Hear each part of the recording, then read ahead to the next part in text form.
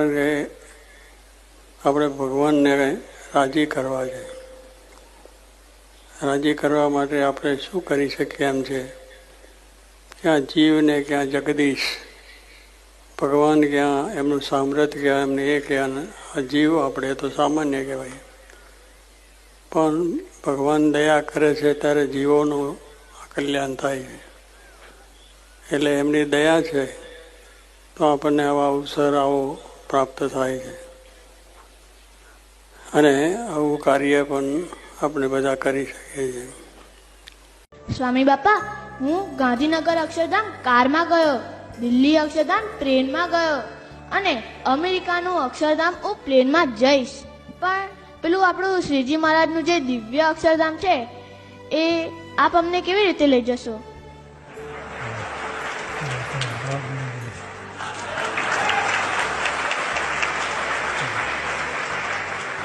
તમારે એટલું જ કરવાનું, ધર્મ નિયમ પાળવાના. 70-80 વર્ષનું જીવન છે. બરોબર જીવતા આવડ્યું તો જીવનમાં આનંદ છે અને સંતોષ છે. બરોબર જીવતા ના આવડ્યું તો જીવનમાં તકલીફ સિવાય કાંઈ નથી. તકલીફ સિવાય કાંઈ નથી. જો આ દુનિયાની દ્રષ્ટિએ જો એક બ્રહ્માની દ્રષ્ટિએ જોતા એવા અનંત કોટી બ્રહ્માના રાજાધિરાજ પુરુષોત્તમ નારાયણ સહજાનંદ સ્વામી, એના ધારક એવા શાસ્ત્રીમાં યોગી મારા સંત મળ્યા ત્યારે આપણે કેટલો મોટો ભાગ્યશાળી થયા. એ નિસ્વાન સમજે કે આપણા બહુ મોટા ભાગ્ય થયા છે, બહુ મોટો લાભ થયો છે. એ આનંદ ને કેફની અંદર આપણે રહેવું, કે આપણે કંગાલ બનો ના માનવું. અને આવા મહાન પ્રમુખ સ્વામી મહારાજ આપણા હતા, આપણા ગુરુ હતા. તે આપણી પ્રાપ્તિ. જેટલા વ્યસન કરે છે ને, તમાકુ, સિગરેટ, પછી એની ઉપરના આગળના વ્યસનો, એ બધા ઉપર મારે એક આક્ષેપ મૂકવો છે. તમારી ઈચ્છા હોય તો તમે અનુમતિ આપો તો એક આક્ષેપ મૂકવું. બોલો. જે વ્યસન કરો છો ને એ બધા ઉપર આક્ષેપ એ છે કે તમને તમારા પત્ની અને તમારા સંતાનો માટે કોઈ પ્રેમ નથી. 100% પ્રૂવડ.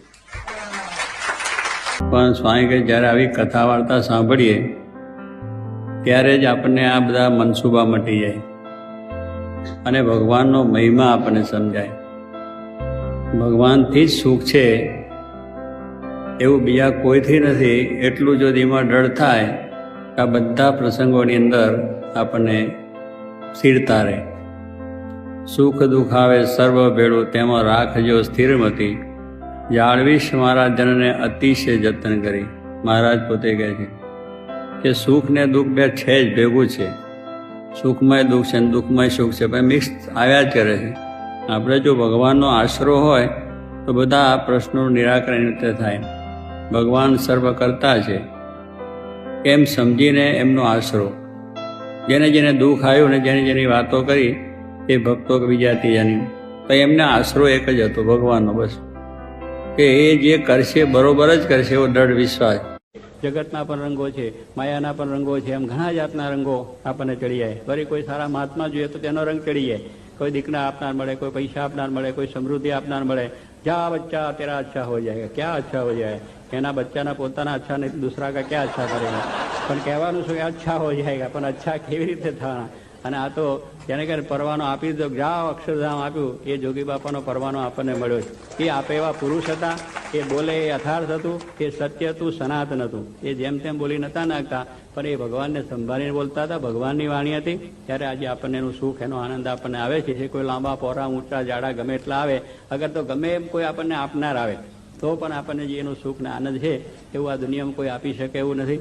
અને આપણા માટે તો બહુ આનંદની દિવ્ય વસ્તુ છે. ત્યારે એવા યોગી બાપાનો રંગ આપણે એવો ચડાયો છે અને ચડાયેલો એવો રાખવો છે કે ફરી ભૂસાય પણ નહીં, રંગ બીજો થાય નહીં અને આનંદ થઈ જાય.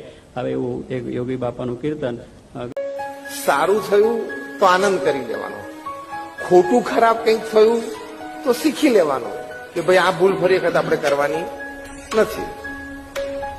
બસ આટલું જ બરોબર સેટ થઈ જાય એટલે ગોઠવાયું કહેવાય. અને આટલું ગોઠવાઈ જાય એટલે જીવન સુંદર થઈ જાય. This is called positivity in atmosphere.